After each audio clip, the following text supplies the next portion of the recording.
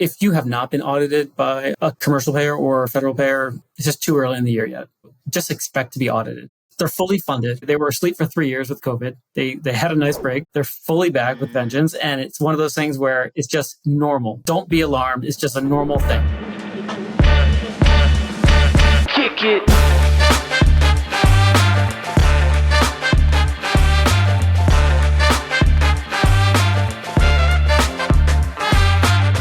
Welcome to Strata Stories. My name is Thomas Schreiber, and I'm the Director of Marketing here at Strata.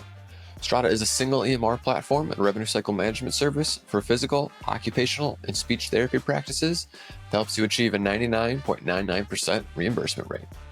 On today's episode, Paul Singh, the CEO of Strata, talks with Daniel Hirsch, PT and the CEO of Risk and Compliance Analytics. Paul and Daniel talk through the importance of having the correct risk and compliance documents in place, why you must invest in OSHA manuals, HIPPA manuals, and other documents that are specific to your clinic, and finally, the risks of social media. Daniel starts off the show by explaining how social media can get therapists and clinics into hot water. If you'd like to learn more about Strata and see how our EMR and RCM works, head over to stratapt.com to book a demo. Now, without further delay, here's today's episode. Social media right now has been hands down the biggest barrier to therapists in terms of like understanding awareness of what to do and what not to do. It seems as if people are just trying to be friendly and nice and saying, hey, by the way, I get that you want to be live streaming, or I get that you want to be posting, and I get that you want to be doing all this other great stuff. And the answer is, that's good. That's good if it's structured. And if you have a plan, if you have a policy and things are really in a controlled environment that you know what you're going to get, right? There's a good exchange of transparency of what the outcome should be, not just random, hey, by the way, look at me eating my breakfast while I'm treating my patient. So modesty issues have come up, Paul. A lot of issues with just things that patients have been like, what are you doing? Get your phone out of my face. You're supposed to be a professional. Like, it's just things that we don't think you have to learn in school, but in the real world, owners are just really, if I had hair, we'd be pulling out our hair, right? It's one of those things where you would think this is a normal, why would you be doing that? And the answer is it happens all the time. And it's usually with social media right now, where people they can't control themselves. It's unbelievable. So, and just so I understand this, it's like, it's a patient, or it's essentially, when you talk about, social media being that problem, it's some version of, hey, you shouldn't be giving out specific medical advice like that, or a patient that inadvertently got filmed. It's that sort of thing. Usually we're friends, and this is not the relationship that we should be having right now. This is a professional relationship. I am a doctor of physical therapy, and hey, by the way, you need to sign this to release this information. And people are just not thinking about that. Yeah, and it's really unfortunate because it's so easy to avoid, right?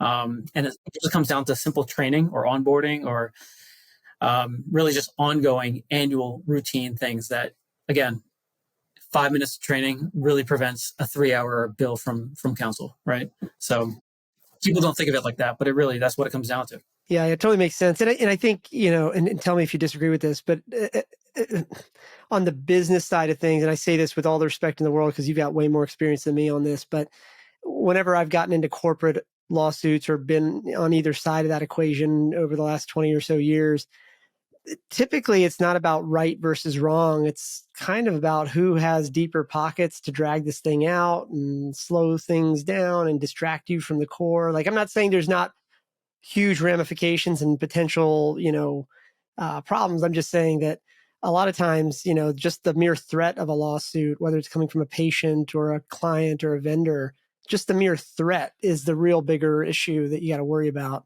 I call it even if you're right, you just lost. Yes, exactly. Yeah, exactly. So that's wild. I mean, of all the answers I thought you were going to give, I did not think social media was on that list, but here we are. Yeah, so, you know what? Coming from business, it's one of those things where, I mean, I recently heard you say that, like, no one reads manuals, right? And that immediately hit a nerve, right? And I was like, why would he say that? Unbelievable. But the truth is, nobody gets excited about that stuff, but everybody knows you need it, right? Because in the event that you have to rely on it, even during a suit or any kind of something official within your business or corporation, you want to buy somebody out or someone's going to buy you, you have to have these structures in place and resources available.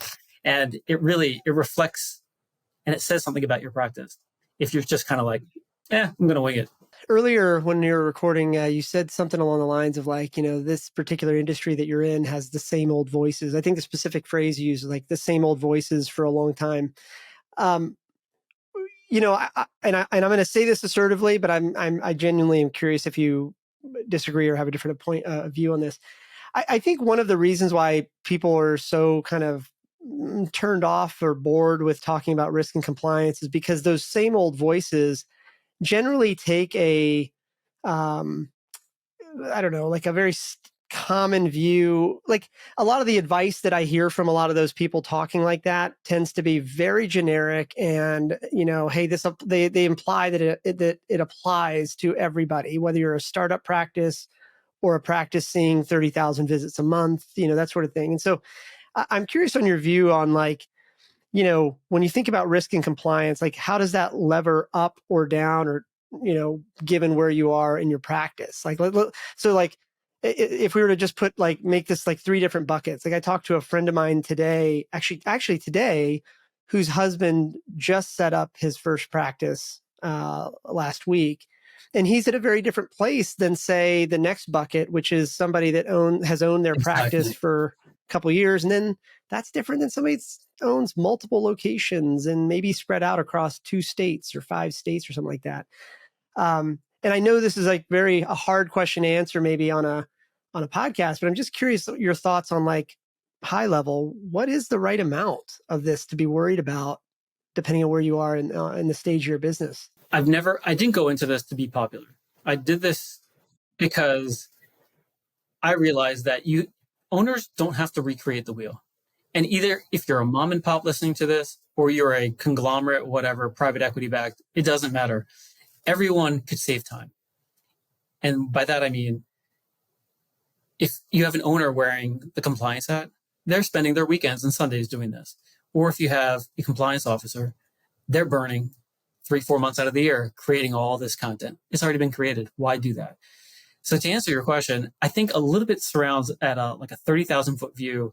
The industry as a whole for compliance is almost like an echo chamber where they keep year after year, it's the same presenters, it's the same content being, these massive organizations, healthcare conferences, if you will, that it's the same content. It's the same messaging that's come out. Nothing has changed in the last 15 plus years.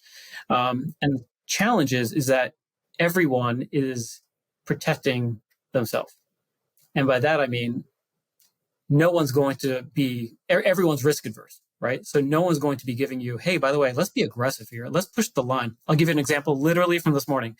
Medicare, they do a quarterly Q&A webinar for PTs and OTs, right?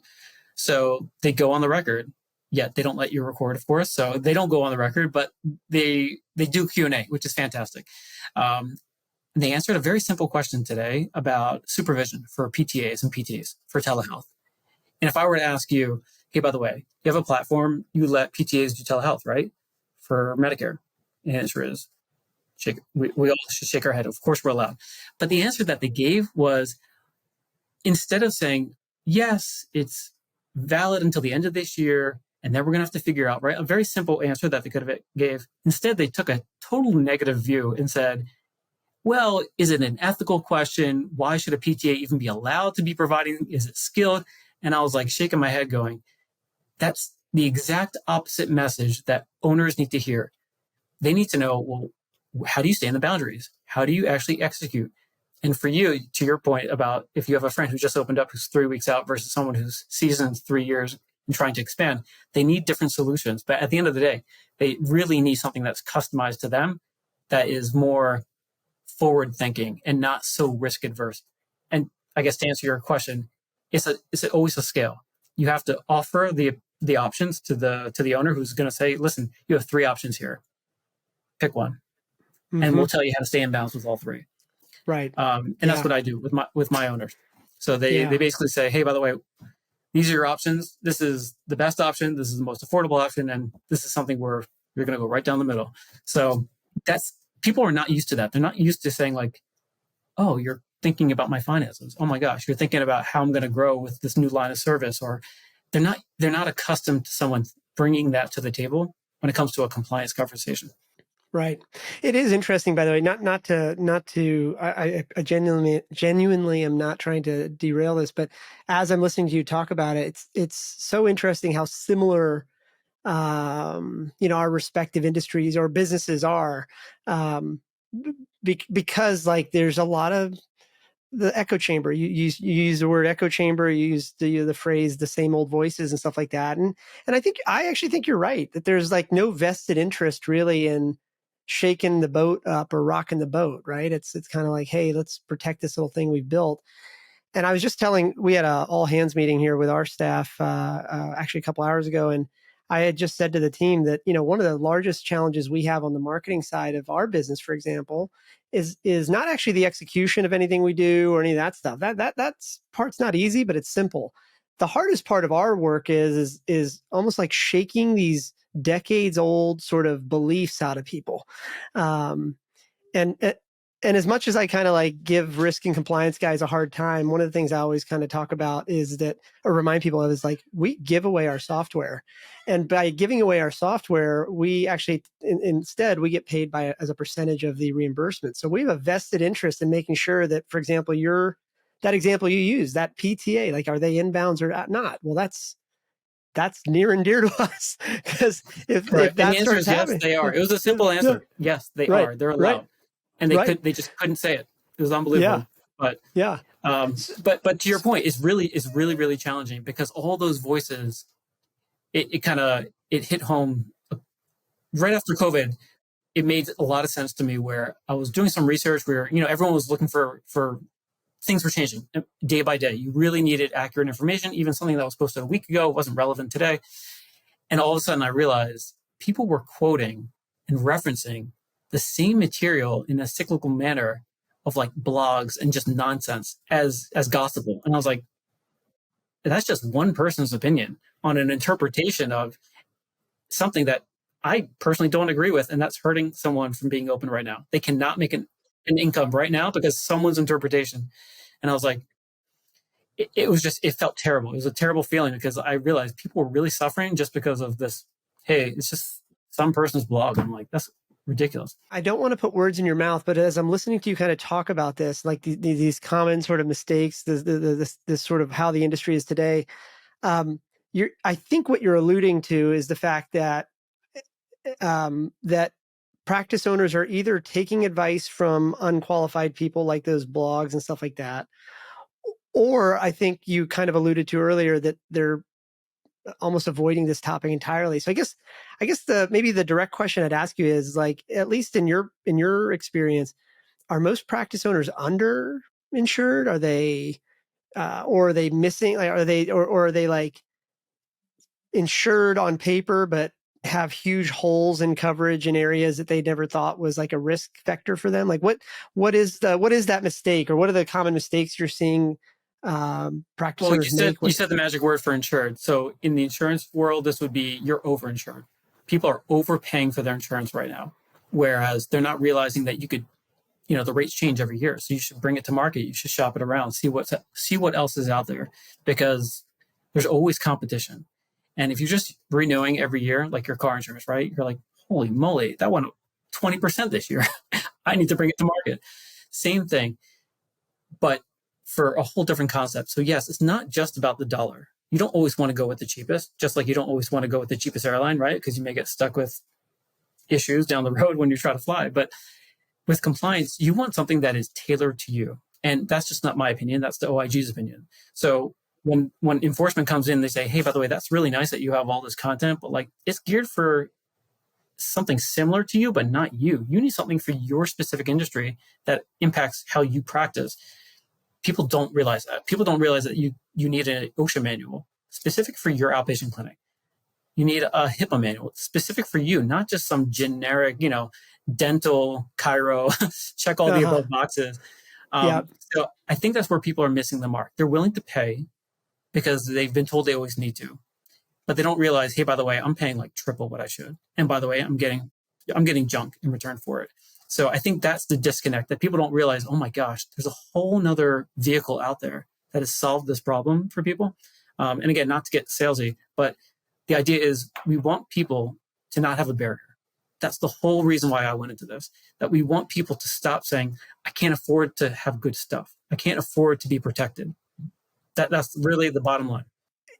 You can take a pass on this question, but I'm curious, like, you've been doing this long enough where you said that most people are overinsured or overpaying for it. When you talk to somebody, is there like can you tell, like, given your experience, if I was just calling you with my practice and said, hey, Daniel, listen, here's where I'm at, are there like little signs you can use to tell before you're ever like, hey, Paul, talk to me about your practice? Do you know what I mean? Like, are there like red flags you see? I'll give you one example in case it jogs an idea for you. Like, when I talk to a potential practice owner or a potential client for us, before we talk about anything else, one of the questions I'll ask just in passing is like, hey, roughly how many visits per month, year, day? Like, just give me the number that comes into your head. And just on that one number, I can figure out, just in terms of ballpark, whether this is like a side gig, whether this is like legit, but I'm curious, does that exist for you? Like, as you talk to more and more practices? Yeah, of course. I've been in close to 1,000 clinics. I've audited personally over 70,000 charts. So it's one of those like catch me if you can moment. In that movie, it's like, if it's counterfeit, you don't have to know what all the other wrong things are. You just need to know what's right. And then that's it. So my aha moments are almost always with workflow.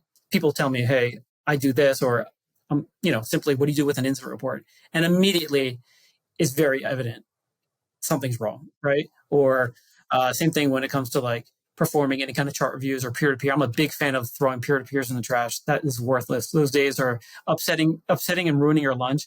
Like, you probably will never hear a compliance officer say that. Like, stop doing peer-to-peer reviews. Because it doesn't produce anything.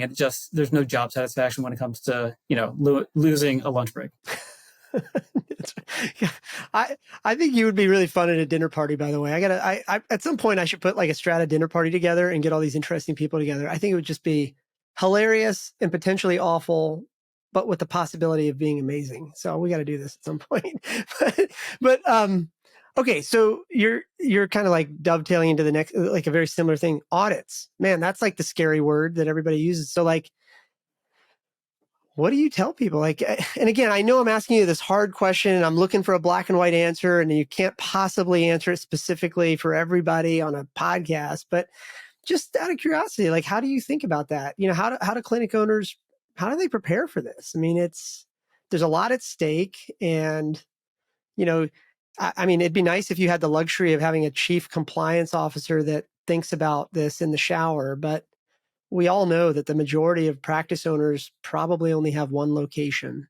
So they are their own compliance officer. So how do you think about this? How should practice owners think about being prepared for that inevitable audit that comes? Yeah, I think of it like taxes, right? It's not that it's not about winning. It's just being prepared, right? You don't want surprises. And I think the same is true with audit, where, depending on what the name of the audit may be, it could be, we're talking external, right? So it could be a post-payment review, it could be whatever. I want to give your site an actual shout out, because I love some of the KPI data that was very unique. So just to say that, like, that is incredibly rare for a platform like yours to give, documentation being completed, average 6 days. To me, that's a huge red flag that we would immediately talk about, because most policies say within 24 hours, except maybe on a weekend. Payer mix, on average, over 30% Medicare, right? That's a contracting issue. Maybe we need to talk about certain marketing strategies. Or, I love the 3.7 units per visit, which is great, but I always dive into, are those time units? What are those units? That's what matters. And of course, a 6% denial rate, that is what I've learned from courses in appealing denials, is always, we suck at appealing denials. It's because we do not care. People just do not care. They think, well, it's not that much money.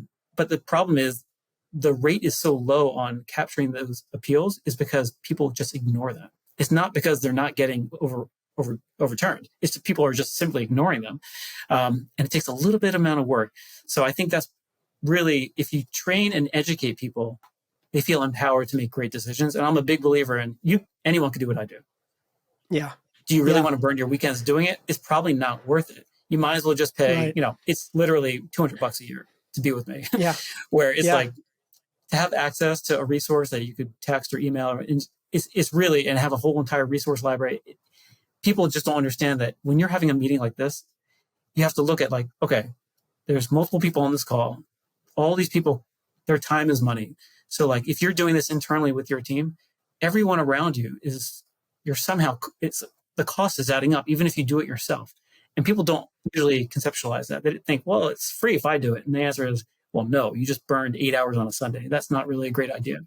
Yeah. It's by the way, I appreciate the compliment there too. We, our a big part, actually the entire part of our entire sort of marketing strategy has just been transparency, and to your point, like, you touched on a couple of different things there. Appeals rate, denial rate. Like, we know through all the public data out there that most practices, just when they're faced with a denial back from insurance, they just don't process it. They don't handle it. They just write it off immediately. And that's a really complex issue. But I think one of the foundational reasons that happens is because there's just a lot of stuff happening and not enough hours in the day. And it's just like, this is not the best path forward for a lot of practice owners, but it certainly is the least worst when they're like dealing with new patients coming in the door and all that. So I'm not making excuses. What I'm just trying to say is that we learned very early on that, if we just kind of published all that data and just made it available to everybody, then it'd be unique. And it's per state. That's like, I was blown away when I saw that. I was like, yeah. And that's all real data, by the way. Like, it says real time, but technically, if for any of the nerds out there that want to crucify me here a little bit, it's probably like 6 to 10 minutes old, but it's real data. But the point is that like, we can't possibly boil the ocean and solve every problem for every practice. But like the way you just interpreted that, where you're like, hey, number of days for document completion. You're right. We all know that we're supposed to do it day of or right after the visit and all that stuff. But if you actually look at our logs of when people do this, and we're not going to get anybody in trouble, but like, we publish it because a lot of the documentation seems to happen after hours, and you see those averages there. We should, now that I say this out loud, we should probably also expose median, because medians and averages can be different. But the point is, people are doing this stuff out of necessity on a weekend, even though, they agreed in their contracts with payers and stuff that it would all happen same day. And it's not even good for just job satisfaction. Right. Forget accuracy. Yeah. So we're just publishing it all, and we're not trying to get anybody in trouble, which is why it's anonymized. But I think half the battle is just making people recognize this is what's kind of normal out there. And now do with it what you will. Like, call people out if it takes longer. Anyway, I could ramble about this for hours, but when you think about audits, it's interesting what you're saying there too about just be ready for it. I think that's kind of your key message, is like, just have your ducks in a row, make sure your paperwork's all lined. Like, you're not fear mongering. I think a lot of the content and a lot of the ideas that I hear across the healthcare industry, and I'm not trying to just pick on anybody in PT, but just broader about healthcare, everything is just kind of like painting the boogeyman. The boogeyman is always this like proverbial guy around the corner just waiting to pounce in, whether it's the auditor, the lawyer, the payer, or whatever. And it's whoever the PR people are behind that, like, good for them. They've earned their money, because now the boogeyman, nobody can fight the boogeyman. But what you're talking about here is really practical. It's kind of like, hey, you should probably have your house in order. And that's just kind of like. Yeah. And Paul, I've heard the argument, well, if I do something and I find a deficiency, well, then do I get in trouble? And like it's almost like oh no, what if I look under, take a look and I'm like, oh, I don't like what I see under the hood. You're like, yeah, but that's your hood that you need to fix, right? So it's not avoidance, right? You shouldn't just turn away and pretend it doesn't exist. So I feel like that's one of the biggest teaching moments where people are like, it doesn't matter as long as you go forward with the corrections. That's what matters. You're showing something meaningful, and you're saying, hey, by the way, I did something to make an impact going forward. I'm not going to worry about the terrible 6 months I just had, as long as I identify what the problems are and I'm fixing it. That really that goes a very long way when it comes to audits, especially external audits. Yeah, and the thing is, and obviously, just for the record, obviously anybody listening to this, like you and I have no business relationship together. We're not exchanging money. Like I don't have any vested interest in your business. You don't have any in mine. But that being said, though, the reason why this topic is also interesting to me is that, inaction is not enough. Like the longer you've been in business, the more risk exposure you have, the more successful you get, unfortunately, the more exposure you have. And it's like, I've learned the hard way, a lot, unfortunately, over the last 20 years about like, the bigger you get, the more you run the risk of like somebody opportunistic wanting to mess with that and make a little bit of money on it. It just, target. Exactly. it just happens, like we, this is not a secret, but like, for example, we're not the biggest company in the world, but just today, my CTO showed a number in our all hands that we had 84,000 intrusion attempts on our systems in the last 30 days. 84,000. And that's just a little company like us, and I don't think any individual practice is what's the word, immune from this. Like we all know that on the dark web and stuff like that, patient data and anything that can tie back to an individual account is the most valuable data that these guys are trying to buy. And so the point is, though, is that risk is there, whether you can see it or not. And anyway, just really fascinating. I hope you don't mind me. I feel like sometimes there's a hamster on a hamster wheel in my head, just kind of going different directions. But as we're talking about audit and stuff like that, one of the things you said at the beginning that totally caught me off guard is when you said social media was kind of one of those weird, trends that is kind of rearing its head. Are there any others like that like, we take for granted? So social media, you mentioned, was like one of those angles that you're seeing a lot of, unintended exposure through, in terms of risk. But are there other kind of big trends you're seeing right now in your industry? Yeah, I mean, definitely. Practices? Obviously, everyone, in my opinion, if you have not been audited by a commercial payer or a federal payer, it's just too early in the year yet. So just expect to be audited. That's just, they're fully funded, right? So they waited, they were asleep for 3 years with COVID. They had a nice break. They're fully back with vengeance. And it's one of those things where it's just normal. Don't be alarmed. It's just a normal thing. Also, when it comes to like, I hate to say cyber, but like almost everyone is impacted, right? Obviously with like the most recent, largest in history, right? With change, you name it, almost every week there's another massive headline. So in my opinion, it's not as if you can't prove or you're not impacted. We're all impacted at this point. There's no way not to. So like the IQ for IT awareness and cybersecurity, I think the carriers are starting to understand this. They're starting to change some of their language where there may be like HIPAA coverage, but they're not, or maybe some form of cyber coverage, but yet if you read the fine print, there's no legal coverage, which you really need. So that's why oftentimes that 2-page application for cyber policy just went to 10 or 12, in the last couple of years, where all of a sudden it's a fortune to have this coverage. So we're seeing a lot of that where HIPAA incidents, what do I do with a HIPAA notification? Who investigates it? So those things are usually very timely because it's from the time of exposure when you notify it, right? So when you identify it. And that's really our strength. So we're proud that we are so responsive. It could be on a weekend, it could be whatever, that we give immediate recommendations. It's not this like, hey, by the way, good luck, I'll see you next Thursday type of stuff. This is, we appreciate where you are in the moment, and we say, hey, by the way, this is what you need to do now, and we'll deal with it. Yeah. This is, by the way, totally off top. Well, maybe not, but one of my father-in-law's neighbors has an ophthalmology he's an eye doctor.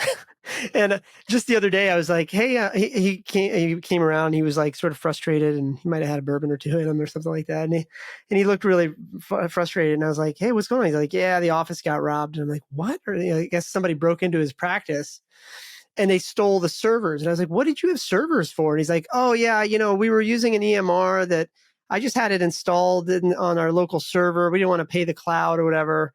And I was like, hang on a minute. And luckily I've never been to his practice, but I was like, hang on a minute. So you're telling me the actual hard drive of the server is gone with all your patient data. And he was sitting there thinking like, God, I can't open the practice tomorrow because the server is missing.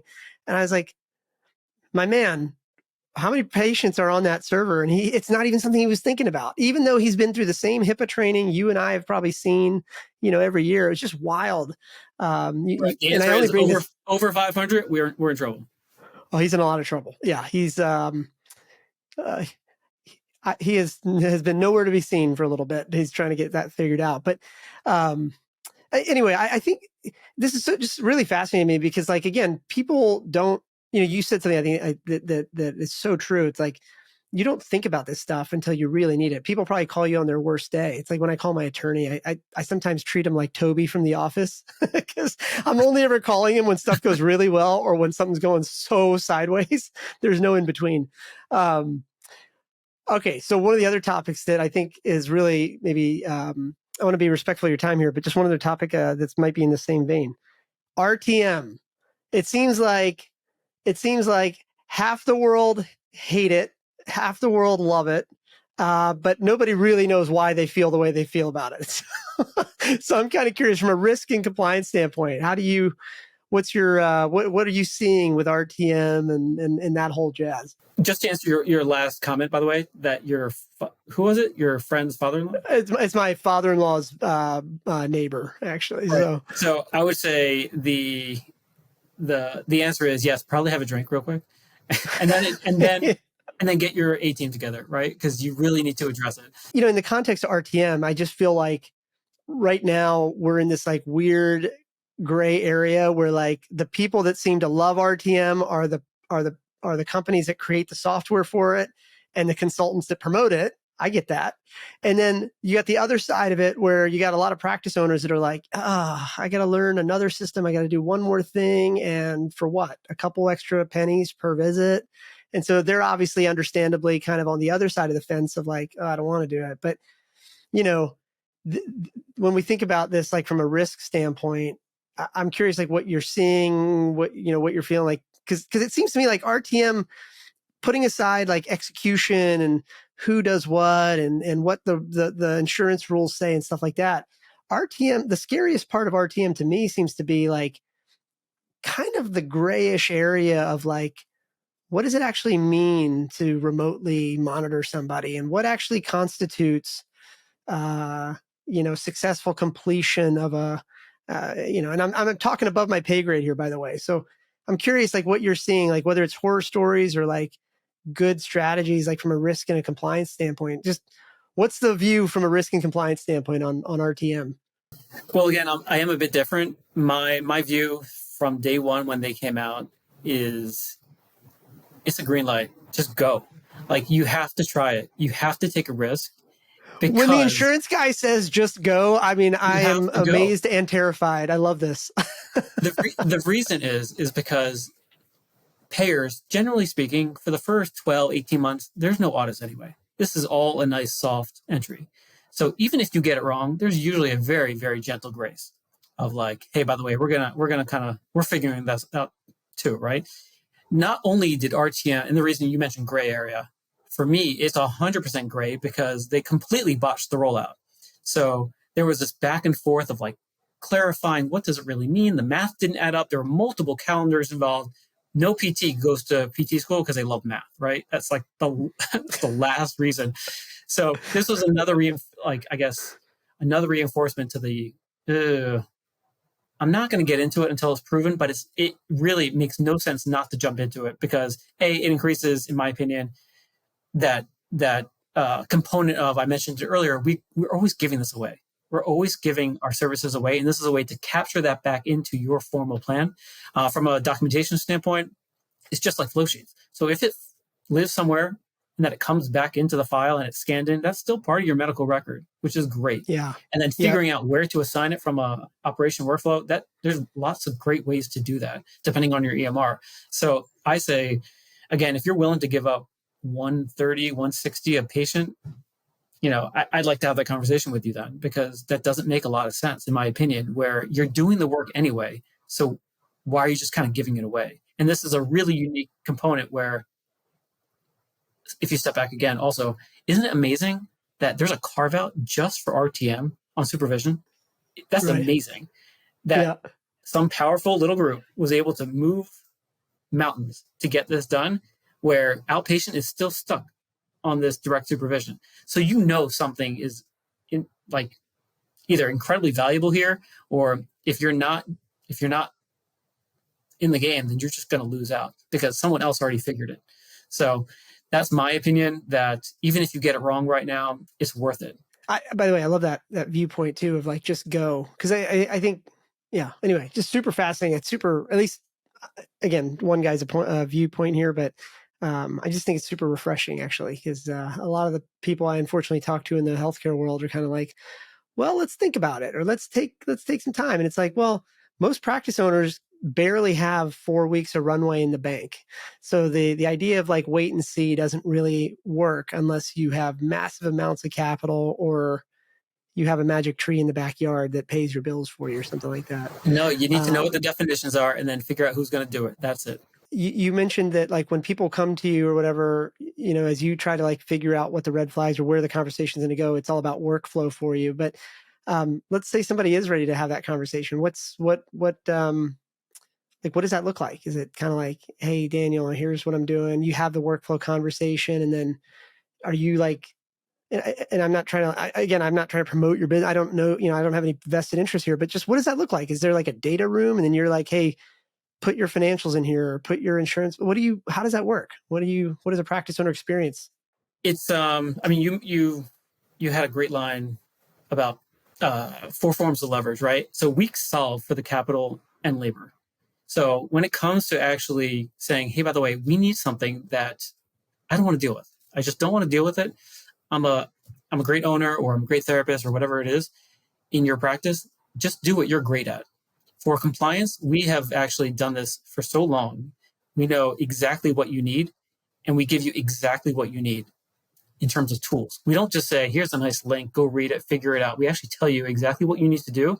And oh, by the way, this is the document that you need to actually execute on it. We have a whole resource library available. We actually release stuff almost weekly. So it's amazing. So members get to go in. It's literally, you pick the file that you want. We customize it for you. And then there's also foundational resources. Like if you need clinical documentation policies and procedures, you need an HR policy and procedure, IT, which you probably would love. It's incredibly affordable. These things, it doesn't matter if you're just a solo practice or if you're a large private equity company. These are things that everyone needs to have, and it should be unique to you. And that's kind of what's incredible, that we have an entire department that is just customized for therapists. That's it. We don't pretend to be anything else. That's super cool. Okay, I have one last question. I know we're running a little long here. If you have like maybe 3 more minutes, if that's okay. You said something at the beginning about how like it's this echo chamber, same old voices, stuff like that. And again, you can take a pass on this. We'll edit it out if you don't want to touch this. But I'm curious, if I gave you a magic wand, here we are. I feel like halfway through 2024 now. I give you a magic wand. What do you think has to change to kind of break that sort of echo chamber? Like, is it, let me stop there, because I'm curious. You seem like an opinionated guy, so I have a feeling you're going to have an opinion on this. I give you the magic wand. What do you think needs to happen here to kind of break that echo chamber risk and compliance sort of has in place now? You know what? I don't think anyone's ever called me opinionated, but I am very passionate about what I feel like is important, especially in my small world. It's really just because I feel like we will outwork anyone else in this space.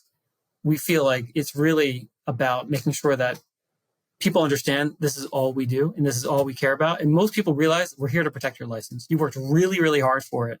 And you shouldn't just be like, let's just wing it. But something does have to happen. And I think people are starting to see and hear from a transparency standpoint, there's all these partnerships going on, at least what I've seen, that there's all these partnerships and people have all their vested interests in other companies. It could be EMRs, it could be other private equity. And then when things happen to people, they realize, what about me? What's happening for me? How am I going to stay protected? And I think that's what needs to change, because the APTA, the organization for therapists, is great for PTs. It's really, really great. They put out some fantastic content recently, again, for like specific state data, which is unique. It's hard to get that stuff. So I think they're going down the path of like, they're becoming a more trusted resource with more content that is useful. But for compliance in particular, it's just been, to my point before, it's just the same message over and over again that is not leading people to succeed, because people are really feeling the crunch. People are just like, well, I can't deal with another 3% cut. I can't deal with, the costs going through the roof. I can't deal with my insurance going up 23% this year. It's just not okay. So we're just shaking it up. We're saying, you know what? Enough with compliance. We're going to cut out the floor, and we're going to make it so affordable that it's just, you can't not, there's no reason to simply say, hey, by the way, I can't afford it. Or, hey, by the way, this is not valuable to me, because you've worked so hard to create what you've built. I appreciate you sharing that, by the way, because I just to throw a thought in there, by the way, I would say that I think the industry, yours and mine, I mean, we're very, we're sort of a Venn diagram, so slightly overlapping here, not in a competitive way, but just, I think more what this industry really needs is just more opinions, more strong opinions like this, because it's not about right or wrong. It's really about just, we all have healthcare. I said this to you in the pre-show. In my opinion, healthcare today in 2024 looks like the broader tech industry 20 to 30 years ago. And we didn't evolve over the last 2 decades out of luck or sheer determination. It was actually through some subset of very opinionated people who were often wrong more than they were right. But like, in order for any industry to improve, for any outcomes for any clients or industries or patients to get better, unfortunately, there kind of has to be somebody that sticks their neck out and says, this is what I believe. And so anyway, I just think it's really interesting, because it's like and I don't know how familiar you are with the tech world, but that's kind of where I came from. It's like, prior to big companies like Zenefits and Gusto and all these other companies, I used to have to go to I don't know, ADP. ADP was like the only choice I had for like payroll and benefits management or whatever.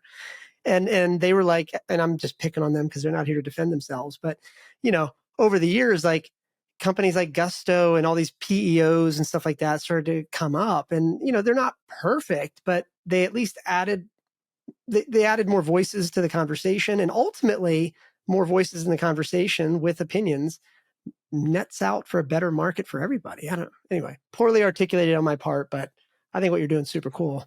Thank you.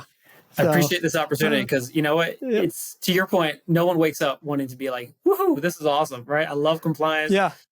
I can't wait to talk about life insurance. Like, who knows what's going to come today, right? But at the end of the day, you need it, though. You really need to be able to say, like, hey, who am I going to go to battle with, right? I need someone that has my vested interest for me to succeed, because I worked my butt off for this, for my license, for the people that are working for you, and for your patients, right? So there's so many factors that go involved, but at the end of the day, the oh, by the way, it was just too expensive argument, that barrier has just been removed.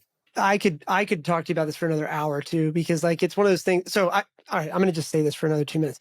My parents we immigrated from India. Like, every stereotype that people have about Indians, it's probably true. Like, we are cheap. We will, whatever. We don't value anything really, I don't think. But then you hit the world of business and you realize very quickly that like, you kind of get what you pay for. Like, if your goal was to get the cheapest attorney, you probably feel like you won until that lawsuit shows up. And now it's like, what did you actually pay for? So my sort of view on this, just on a personal standpoint, is like, and you're not, again, no money changing hands. You don't, know me, I don't know you, that sort of thing. But like, my viewpoint on this is that the less often you're going to call a vendor, or to say it a different way, the higher the stakes when you actually call a vendor, the more you should be prepared to pay, because that's when you're going to really need them.